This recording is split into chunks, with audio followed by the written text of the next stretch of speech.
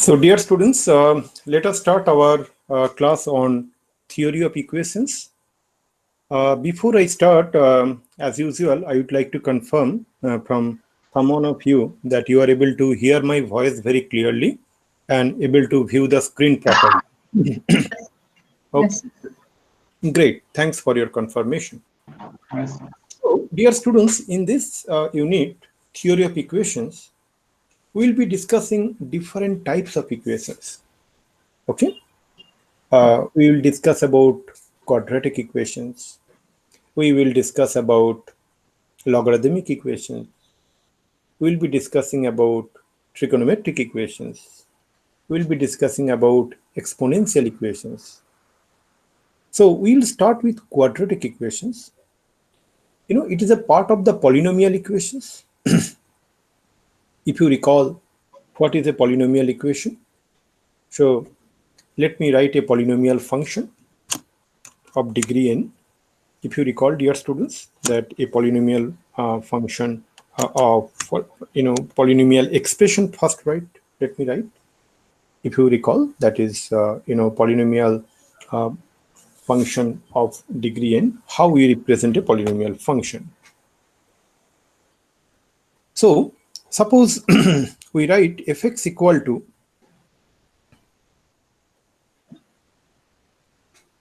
an into x to the power n plus an minus 1 into x to the power n minus 1 plus an minus 2 into x to the power n minus 2. In that way it continues, and then we get a1x plus a0. So what is this, dear students? If you see, this is a polynomial function of degree n. What is this ai? ai belongs to the set of real numbers for I is equal to 1, 2, 3 up to n, and an is not equal to 0. Because, dear students, if we write an equal to 0, then the function fx becomes a polynomial function of degree n minus 1. Because then this term will get 0 na, if n is 0. So then it reduces to the polynomial function of degree n minus 1. But as we are concentrating on a polynomial function of degree n, let us impose that condition that an is not equal to 0. Now, this polynomial function is actually transformed to a polynomial equation if we write fx equal to 0. Okay? Then moment we write fx equal to 0, dear students, we can say this is a polynomial equation. And a polynomial equation of degree n has at most n roots, dear students, that we have learned earlier. A cubic equation can have maximum of 3 roots. Okay, that means it can have 3 roots or lesser than 3 roots. Why I am saying lesser than 3 roots? Because it may possible that same root is appearing twice. Correct, no? For example, if I take a quadratic equation, something like this, x square minus 2x plus 1 equal to 0. If you find its roots, you know how to find it out. We'll discuss in details though today. So here you will get here only one value of x you are getting, and that is repeated, x equal to 1 and 1. So this quadratic equation has at most 2 roots. But if you see, if we take this equation, x square, minus 3x plus 2 equal to 0, then what you will get, dear students? You will find there are 2 values of x for which this equation is getting satisfied. It is 1 and 1 is 2. Correct or not? So these 2 are distinct roots, and we say it has at most 2 roots, 1 and 2. Okay, it in this case exactly 2 roots, 1 and 2. So similarly, a cubic equation is having at most 3 roots. A biquadratic equation is having at most 4 roots. A linear equation is having 1 root. So what we are going to discuss, we are going to make a more deep dive into quadratic equation. And we will see, dear students, that this quadratic equation has a great representation, geometrical representation of a quadratic function is actually a parabola. When we will discuss parabola later, not now, later when we will discuss coordinate geometry and we will discussing a conic section chapter called parabola, then we will see that how a quadratic function relates with parabola and its different terminologies, different conditions, and different new things we will learn. And we'll also apply all these new things in complementary manner to solve the problem efficiently. That we will see. But what we are going to, I'm just said this statement, whatever I said in the last 1 minute, just to tell you that not only for the sake of learning quadratic equation is important, it also has a great significance when we discuss the parabola. Now, so as I said that we will be discussing with the, first we'll start with the quadratic equation. So let me write it down here. First, we are going to start with quadratic equation.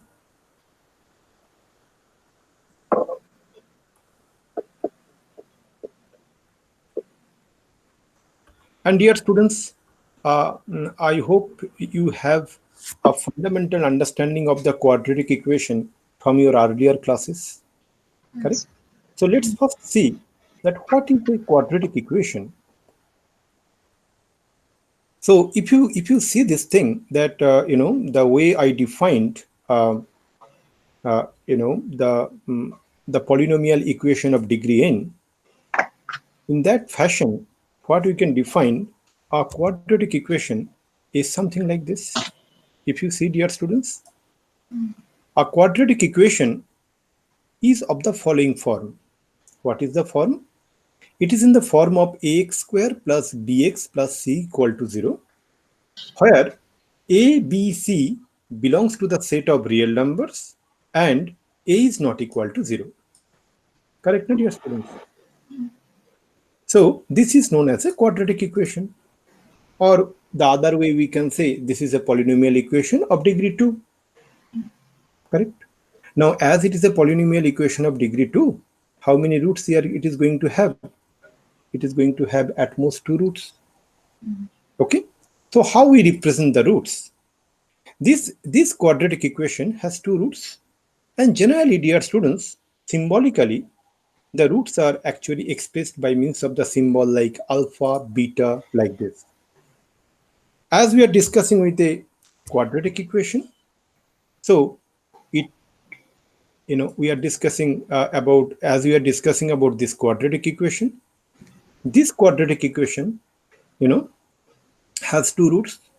Generally, these 2 roots are denoted by alpha and beta. So what is alpha? Alpha is equal to minus b plus square root of d by 2a, as you see it here. And beta is equal to, minus b minus square root of d by 2a, where d is equal to b square minus 4ac. Or in simple terms, you can say that the roots are, in fact, from here what we can say, if ax square plus bx plus c is equal to 0, from here we can say x is equal to minus b plus minus square root of b square minus 4 into a into c divided by 2a. Correct, dear students? Now, I am not deriving that, sir, how you got that x equal to this expression, that minus b plus minus square root of b square minus 4ac by 2a. This is, if you have this question, so I can say this is not, a part of this discussion. So for that, you need to look into my other video lectures, because this is a topic of class 10. Okay, we should not discuss here. You can look into, if someone has doubt that how you derive this thing, okay, you can look into that one, because it is not, it is not part of the class 11 topic. It is a part of class 10 topics. You can look into it. But I hope you do not have this question. I'm just saying it for the sake of completeness. Now, dear students, this D is known as the discriminant. Okay. What is this D? This D is known as the discriminant. Okay. So D is known as the, so let me use a different color and write it down. D is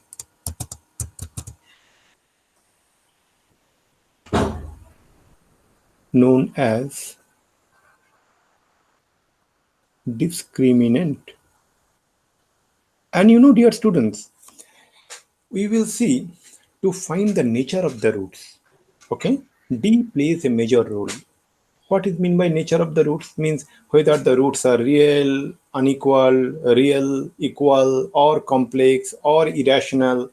Okay, all these things is actually driven by the what is the value of D, means whether it is positive or negative or equal. We will see it later. Let us not discuss on that. I just say that why there is a special name for D called discriminant. There is a reason behind it, and I just explain why it is so. But in details we will discuss later when we will discuss about the nature of the roots.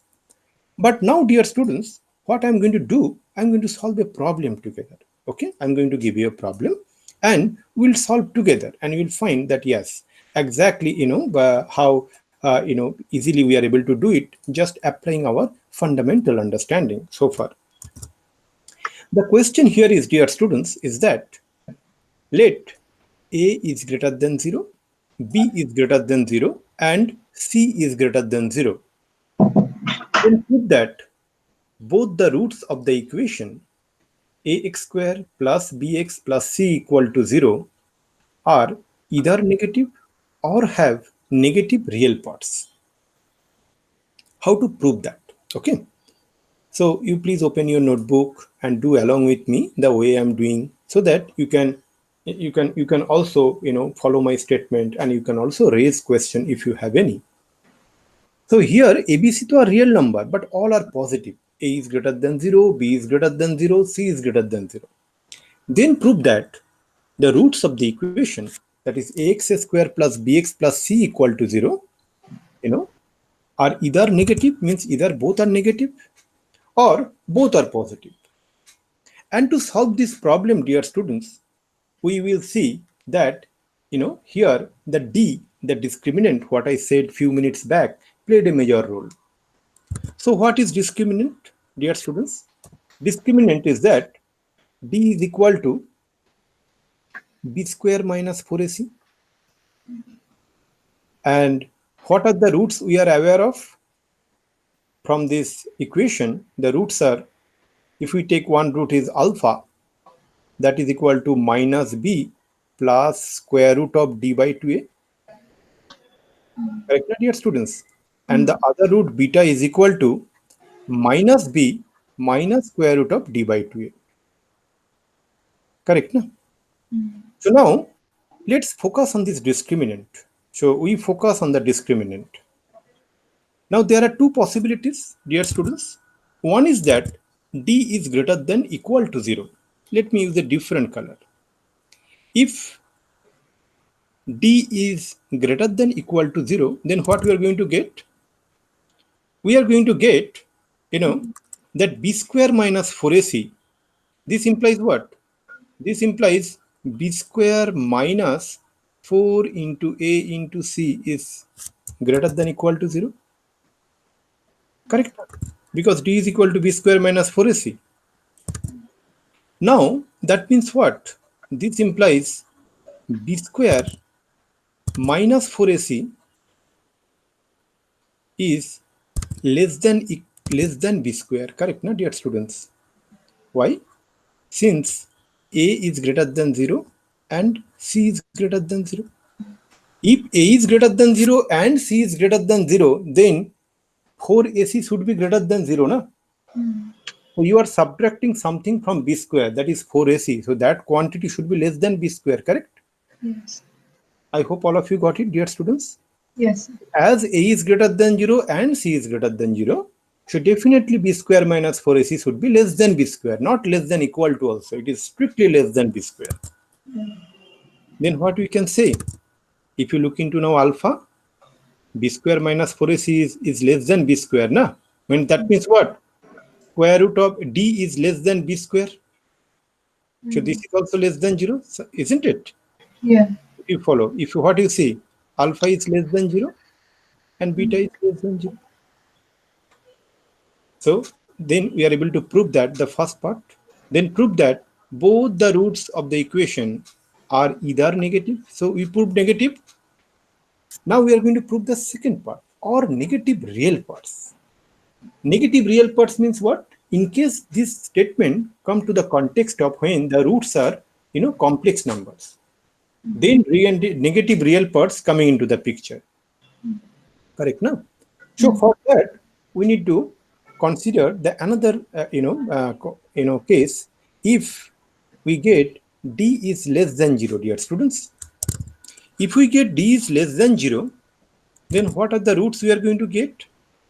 We are going to get the roots as, what it says. It says that alpha equal to minus b by 2a, correct, na? Plus I into square root of minus d by 2a. Correct or not?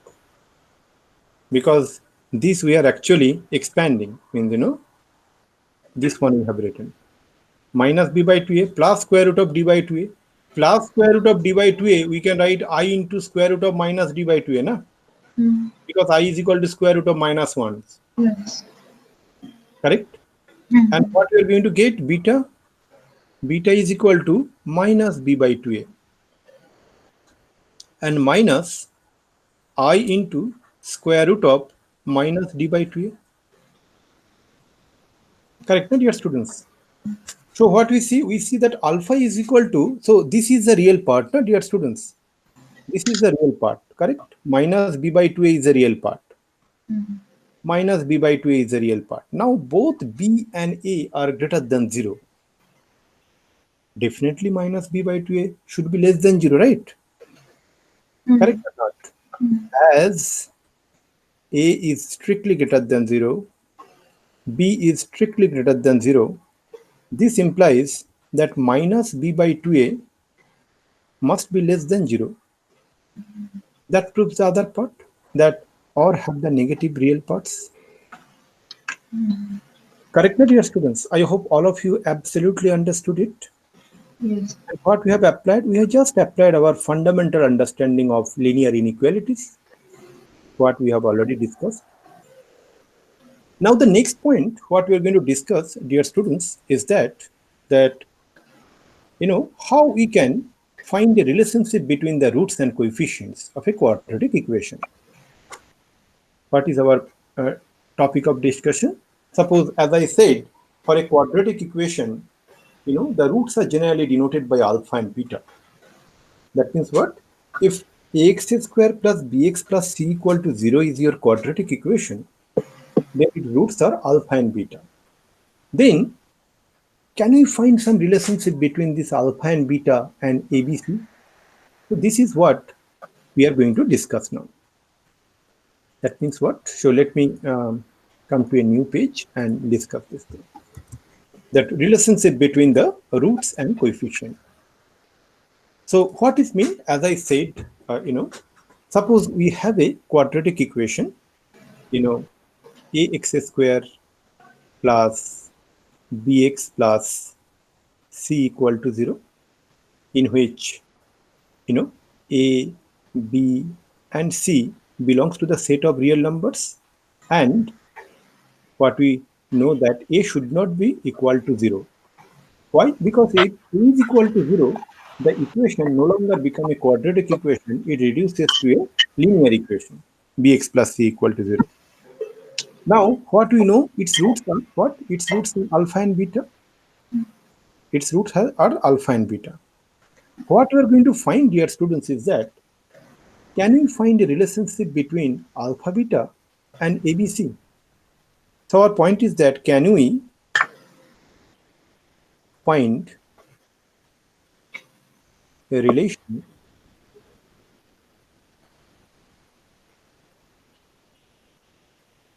between, I am telling between, one is that alpha beta is one part and A, B, C in another part. Alpha beta are the roots and A, B, C are the what? Coefficients. So these are known as roots, correct? No? And what you see A, B, C are coefficients. That means, can we find a relationship between these two? Any relation? So that we are going to discuss now. And yes, we can find a relationship between these roots and the coefficients. What are the relationship, you know, dear students? If I use a different color, it is alpha plus beta is equal to minus by 2a. Right. And alpha into beta is equal to c by 2a. Now, one interesting thing, dear students, when you can write minus b by 2a, minus b by 2a is a valid expression when a is not equal to 0, na, dear students? And that's why this condition was imposed here, a is not equal to 0. So I just wanted to say that whenever we say some condition, whenever we give some kind of a corner cases conditions, okay, or some kind of a constraints, it all has significance. Now, as I said in the beginning, that we are restricting our discussion only to the quadratic equation. Is that what I'm saying? Is that the moment you go one level above to a cubic equation, it has three roots, and you'll also similarly you can find the relationship between the roots and coefficients. I'm not discussing those. Okay, I'm just informing you if it is a cubic equation, if it is a biquadratic. I'm so sorry, I made a mistake here. It is minus b by a and c by a, not 2a. My mistake. Okay. So alpha plus beta is equal to minus b by a, and alpha into beta is equal to c by a. Correct. So let me write very clearly so that you should not have any confusion, because this is a very important part of discussion. Alpha plus beta is equal to minus b by a, and alpha into beta is equal to c by a. Dear students, I repeat once more. If ax square plus bx plus c is equal to 0, in which a is not equal to 0 and a, b, c belongs to the set of real numbers, then we can establish a relationship between the roots and coefficient. What are the roots? Roots are alpha, beta. And what are the coefficients? A, B, C. And what is the relationship? Alpha plus beta is equal to minus b by a, and alpha into beta is equal to c by a. And by using this relationship, we can solve, good questions. And we are going to do couple of questions together here. Okay, one example. First, the example what I am going to show you is this thing, and all of you can do along with me, dear students. Okay, you open your notebook the way we do, and you also start doing along with me. What is the question here? Question here is that, let it come properly, then I will explain. The question here is that if alpha beta are the roots of the equation 6x square minus 6x plus 1 equal to 0, prove that 1 by 2 into a plus b alpha plus c alpha square plus d alpha cube plus 1 by 2 into a plus b beta plus c beta square plus d beta cube is equal to a by 1 plus b by 2 plus c by 3 plus d by 4. We are going to, establish this, relationship, left hand side and right hand side. And to find a relationship and to establish that, we need to take help of that understanding we just learned, that for an equation of ax square plus bx plus c, for an equation ax square plus bx plus c equal to 0, if alpha and beta are the roots, we can say alpha plus beta is equal to minus b by a, and alpha into beta is equal to c by a. That relationship we are going to use it here. But as you know, dear students, in this case, a is equal to what? 6, b is equal to minus 6, and C is equal to 1. Or if we have an equation ax square plus bx plus c equal to 0, then we know what? And its roots are alpha and beta. Then we know alpha plus beta is equal to minus b by a, and alpha into beta is equal to c by a. Now, if we apply this concept to our equation, let me use a different color, that our equation is what? 6x square minus 6x plus 1 equal to 0. And in this equation, if you just, make a analogy with whatever I wrote in red, you can say a is equal to 6, b is equal to minus 6, and c is equal to 1. Isn't it, dear students? And if its roots are alpha and beta, so what we can write? Alpha plus beta is equal to minus b by a. So that means minus of minus 6 by 6. That implies alpha plus beta is equal to, what we are getting is actually 1. And what is alpha into beta? Alpha into beta is equal to c by a. C by a means what? 1 by 6. So I don't need to give any bracket because there is no negative term. So 1 by 6. So what we get, dear students, here? Alpha plus beta equal to 1. And alpha into beta is equal to 1 by 6. And dear students, these two, relation, that is alpha plus beta equal to 1 and alpha into beta is equal to 1 by 6, is going to help us to find the relationship. Now, let us look into the left-hand side. What is there in the left-hand side? If we look into the left-hand side, what is there in the left-hand side? LHS contains 1 by 2 into a plus b alpha plus c alpha square plus d into alpha cube plus 1 by 2 into a plus b beta plus c beta square plus d beta cube. Correct, no? So how we can rearrange this thing, dear students? So I can take 1 by 2 common. If I take 1 by 2 common, what we are going to get?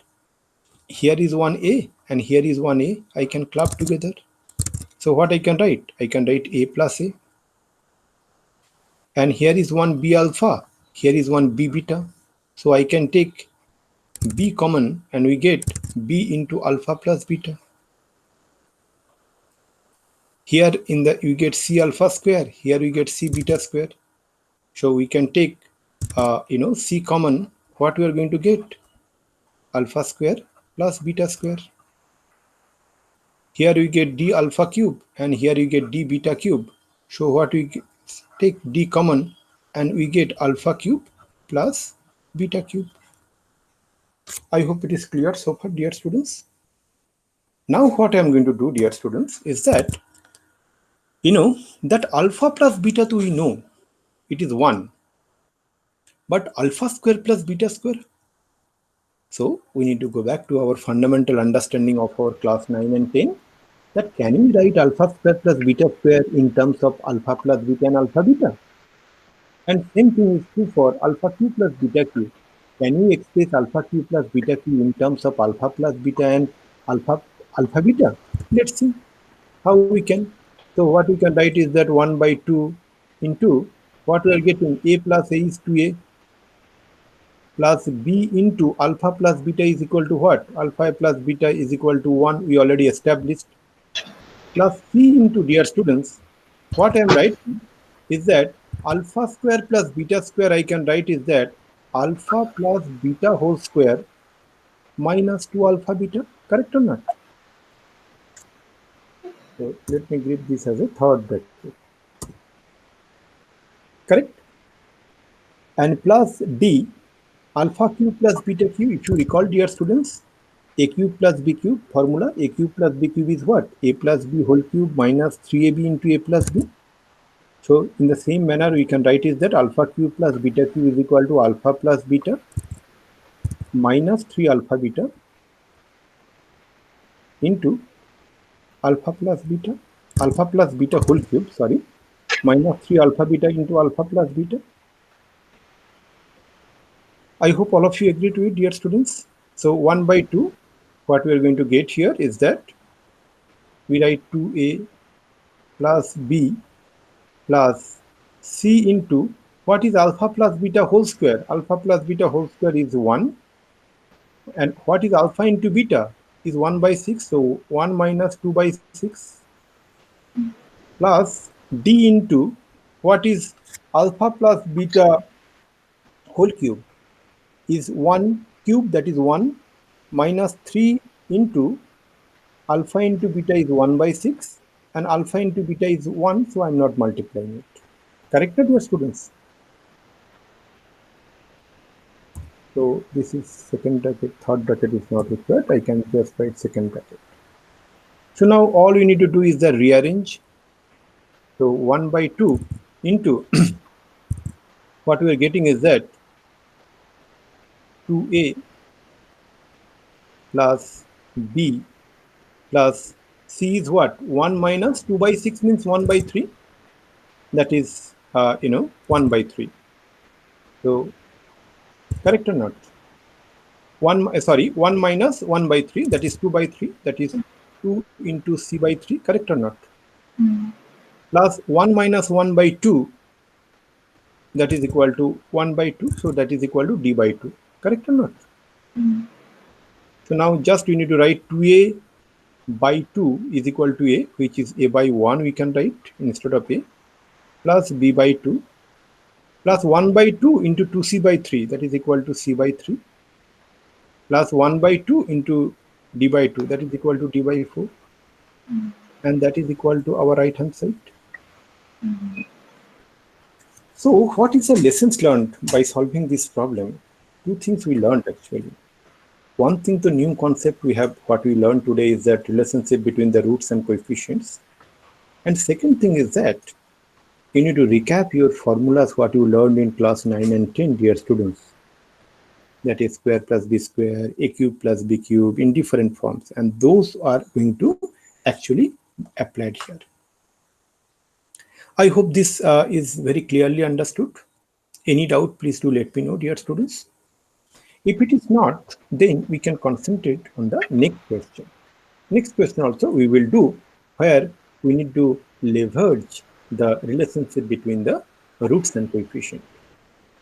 And here is the question I'm going to place in front of you, dear students. So better I can go to a next page, and here it is. You will get it in another few seconds. The question will be available to you in another few seconds.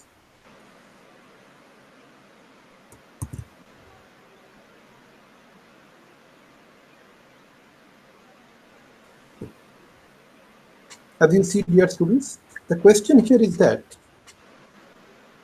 alpha beta are the roots of the equation a minus 2 into x square minus 5 minus a into x minus 5 equal to 0.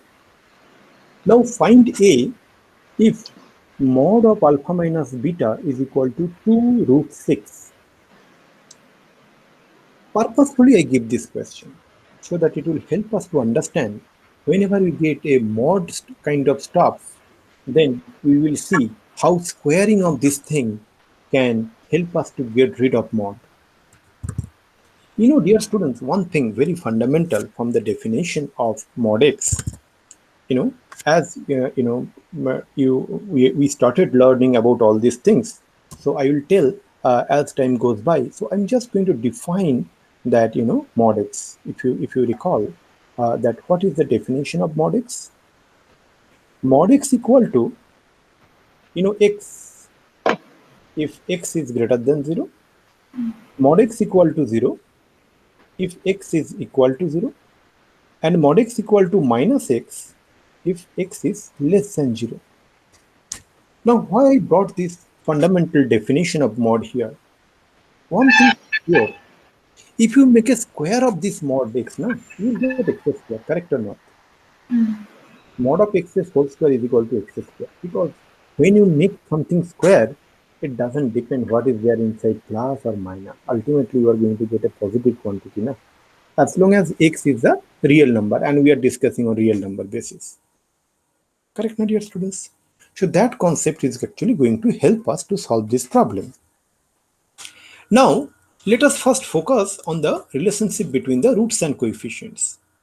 What we see, this is our equation, a minus 2 into x square minus a minus of 5 minus a into x minus 5 equal to 0. Now, if its roots are alpha and beta, then what we can say? We can say that alpha plus beta, dear students, is equal to 5 minus a by a minus 2. Correct or not? Minus b by a, na? So that minus of 5 minus a. Correct or not? Yes. By a, that is a is what? A minus 2. So from here what we get, dear students, we get alpha plus beta, we are getting is equal to 5 minus a divided by a minus 2. 5 minus a divided by a minus 2. And what is alpha into beta? Alpha into beta is equal to c by a. What is c? C here is minus 5. So minus 5 divided by a minus 2. Correct, dear students? So what we get, alpha plus beta? Alpha plus beta is equal to 5 minus a by a minus 2. That we can give as equation 1. And we get alpha into beta is equal to minus 5 by a minus 2. And that we can give as equation 2. Correct. So now, this relationship, dear students, that mod of alpha minus beta is equal to 2 root 6 is going to help us a lot. So now, mod of alpha minus beta, let me use a different color so that we can make difference later. So mod of alpha minus beta is given as 2 into root 6. So this implies what? Alpha minus beta whole square is equal to 2 into root 6 whole square. Correct, my dear students? So from here what we can say, now point is that we know alpha plus beta and we know alpha into beta. But what is given to us? Alpha minus beta whole square. When not given to us, what we need to deal with. We need to deal with alpha minus beta whole square. So only way to do is that go back to our memory lane, down memory lane, and recall that formula what we learned from a minus b whole square in terms of a plus b and ab. What is that? If you recall, that is equal to a minus b whole square is equal to a plus b whole square minus 4ab. Now, dear students, then what we can write, this is equal to alpha plus beta whole square minus 4 into alpha into beta. The right hand side what we get, 4 into 6, that is 24. So what is now we are comfortable. What is alpha plus beta? Alpha plus beta is equal to 5 minus a divided by a minus 2, that we get from the equation 1, na, dear students, minus 4 into alpha beta. Alpha beta is itself is minus 5 by a minus 2, so minus of 4 alpha beta. So minus 5 and minus get cancelled, so it will become plus. So it is 20 by a minus 2 is equal to 24. Correct, no?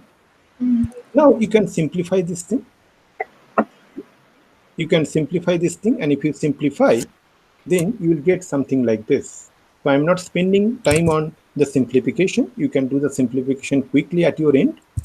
So you will get something like this, 23a square minus 106 into a plus 111, that is 111 is equal to 0. After that, what you need to do? After then again you need to go down memory lane and find how the way we have done the middle term factorization. What we'll get? We'll get something like this, a minus 3 into 23a minus 37. 23a minus 37 is equal to 0. Dear students, here I didn't spend time in simplifying from this step to this step. and again from middle term factorization from this step to this step, because this is not part of the discussion in context to our class 11. If any difficulty, you can let me know and we will work on it. So from here, what we get, this implies, either a minus 3 is equal to 0 or 23a minus 37 that is equal to 0. So a minus 3 is equal to 0 leads to a is equal to 3, or it is 37 divided by 23. Correct, dear students? So these are the two values of a we found out from the given question, as we just applied the condition given in the question, the relationship given in the question. I hope it is very clearly understood. You understood it very clearly. Yes, sir. Now, dear students, what I'm going to do, that will be the last topic for today, is that construction of a quadratic equation from the roots. That means the roots has been given to you, and you need to find the the corresponding quadratic equation. So far, we have done the other way. What is that? That equation has given to us, and we found the roots. Correct, not your students? So far, this we are habituated with, right? Now that a quadratic equation is given to us. For example, a quadratic equation given to us is that ax square plus bx plus c is equal to 0, and it has been asked find the value of alpha, that is first root, and beta. That we have done so far. Correct, no? But here we are going to do completely different. We have done so far. So this we have done so far. We have done so far. And we know what is alpha minus b plus square root of b square minus 4ac by 2a, and beta is equal to minus b minus square root of b square minus 4ac by 2a. But here it is completely different. Exactly opposite, actually, by the way. Here, alpha is given to you, beta is given to you. But what you need to find is that find the corresponding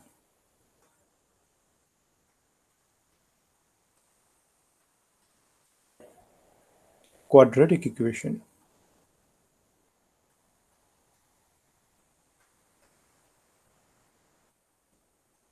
So we need to find the corresponding quadratic equation. What is that? Pretty simple. Simple is that, okay, let's take our unknown as x. So we'll do x square minus, we'll make sum of the roots, that is alpha plus beta. As you know, alpha and beta, it is not a big deal to find alpha plus beta. Alpha plus beta into x plus product of the roots, that is alpha into beta, that is equal to 0. So that we have done now. Correct, dear students? So if alpha and beta is given to us, for example, let's take an example. So that will be much more clear. So let's take, we have an the roots are 5 and 3. Find the equation. Very simple. X square minus sum of the roots, that is 5 plus 3 into x, plus product of the roots 5 into 3, that is 15, is equal to 0. That implies x square minus 8x plus 15 is equal to 0.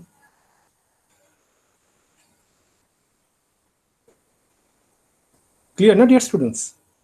So what we have learned so far is that if we know the two roots alpha and beta of a quadratic equation, we can construct the quadratic equation in any of the following form. There are two forms. One form I said, and other form also I'm just going to show you here. If you look into it, dear students. that we can form the quadratic equation something like this. That is x square minus alpha plus beta into x plus alpha into beta equal to 0.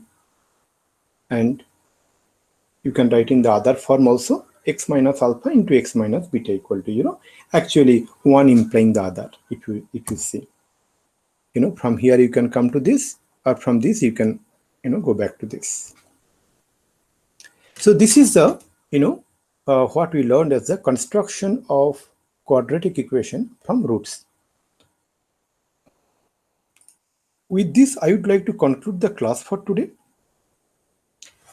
Dear students, in the next class, that is tomorrow, we will discuss the nature of roots of a quadratic equation. That means, if a quadratic equation is given to you, that is ax square plus bx plus c equal to 0, then just by looking into the coefficients a, b, c, can you tell whether the roots are distinct, means two separate roots, or the roots are equal, means equal root, the way we see that 1 comma 1, if you recall, the class note. If I go to the previous page, yes, if you look into this one, if you see, in the first case, x square minus 2x plus 1, sorry, what you see that, if you see here, dear students, that x equal to 1 and 2, these are distinct roots. X is equal to 1 and 1, that is, equal roots. And there is another type, is called the complex roots, okay, imaginary roots. So without solving the equation, means without finding the roots, just by looking into the coefficients, can we say?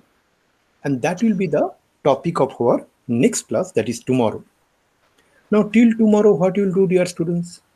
Please solve one or two DPPs from the complex number and the quadratic equation. What has already been discussed, the complex numbers. So you can start solving couple of. I have seen several of you submitted new DPPs yesterday. Please do it. Okay. With this, I would like to conclude the class for today, unless you have any specific question for me, dear students. All right. Thank you very much. Thank you.